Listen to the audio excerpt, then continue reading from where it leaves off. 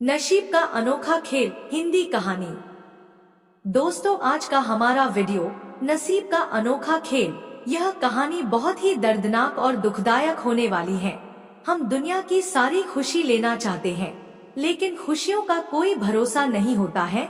वह आती है तो पता चलता है, लेकिन जब अपना मुंह घुमाकर इस तरह चली जाती है कि कुछ भी पता नहीं चलता है। इस कहानी में भी एक परिवार में खुशियों का कुछ ऐसा ही दिखावा होता है।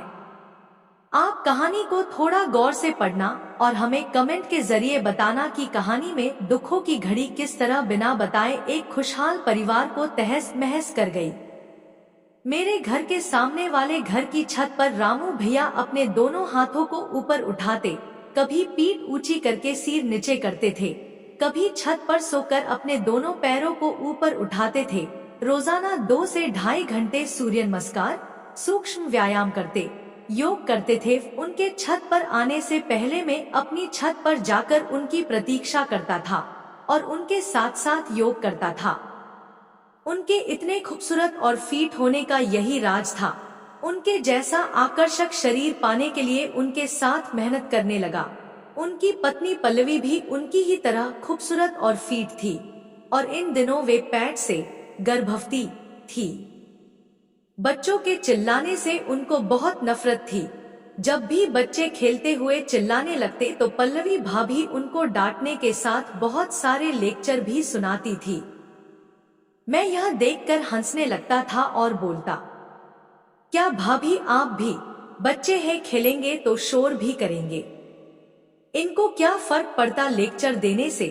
थोड़ी देर बाद फिर वो ही चिल्लाचोट होगी।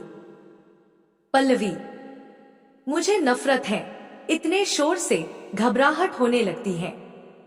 इन बच्चों के चिल्लाने से इतनी तिकी तिकी आवाज में जो चिल्लाते हैं। मैं बोला, कब तक होगी नफरत, ये तो पराये बच्चे हैं, इसलिए थोड़े दिनों बाद आपके भी तो आ जाएगा छोटा सा बेबी। मेरी बात को अनसुना कर घर के अंदर चली गई। क्या पता बुरा लगा होगा या फिर शर्म आ गई होगी तो चले गए। मैं जब भी उनके घर जाता तो भाभी, आइए देवर जी बैठिए, पानी पीजिए, मैं चाय लाती हूँ। एक दिन भी ऐसा नहीं गया होगा कि बिना चाय पानी के लौट आया। सगा देवर न होने के बावजूद भी सगे देवर से भी ज्यादा अच्छा रखते थे।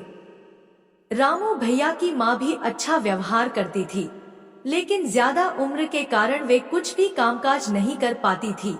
एक पलंग लगा हुआ था, दिन भर उसी पर सोई रहती थी। वो वक्त भी आने वाला ही था और मैं भी बहुत खुश था कि मैं भी अंकल बनूंगा। और नन्हे से मुंह से अंकल कहता हुआ नन्हे से पैरों में पायल की छमछम की आवाज दिल को हल्का कर देगी। लेकिन क्या पता किसके किस्मत में क्या लिखा हुआ है। रोज की तरह आज भी मैं छत पर योग करने गया, लेकिन रामू भैया छत पर कहीं दिखाई नहीं दिए। मैंने सोचा कि उठने में लेट हो गए होंगे, आ ही जाएंगे 2 से 5 मिनट में, और मैं अपना योग करने लगा। लेकिन देखते देखते आधा घंटा हो चुका था। तभी मैं छत से नीचे उतरकर रामू भैया के घर गया। घर के बाहर वो ही बच्चे खेल कूद कर रहे थे, जोर जोर से चिल्ला रहे थे, लेकिन पल्लवी भाभी उनको लेक्चर सुनाने नहीं आई।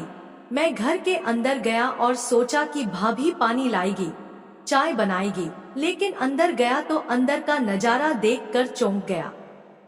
रामू भैया की माँ अपने पलंग पर बैठी, लेकिन दोनों पैरों के बीच सिर और आंखों से आंसू की बूंदों की टपक को देखकर, और रामू भैया घर के कोने में दोनों पैर लंबे करके बीच में सिर रखकर दोनों हाथ अपने माथे पर और जोर जोर से रो रहे थे। माँ के बाजू में नन्हा सा बेबी सोया हुआ था। मैंने जाकर भैया से पूछा, भैया भाभी कहाँ है? बाहर बच्चे चिल्ला रहे हैं, उनको लेक्चर सुनाने नहीं आई और मुझे चाय पानी की भी नहीं पूछा।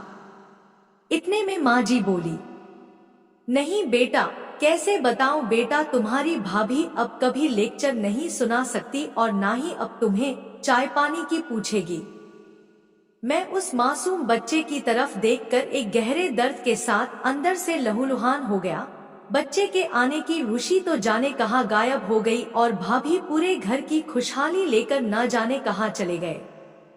मैं आशा करता हूँ कि आपको यह कहानी नसीब का अनोखा खेल अच्छी लगी होगी। इस कहानी को अपने दोस्तों के साथ भी शेयर करें और हर रोज ऐसे ही नए नए वीडियो देखने के लिए हमें सब्सक्राइब करें। धन्यवाद।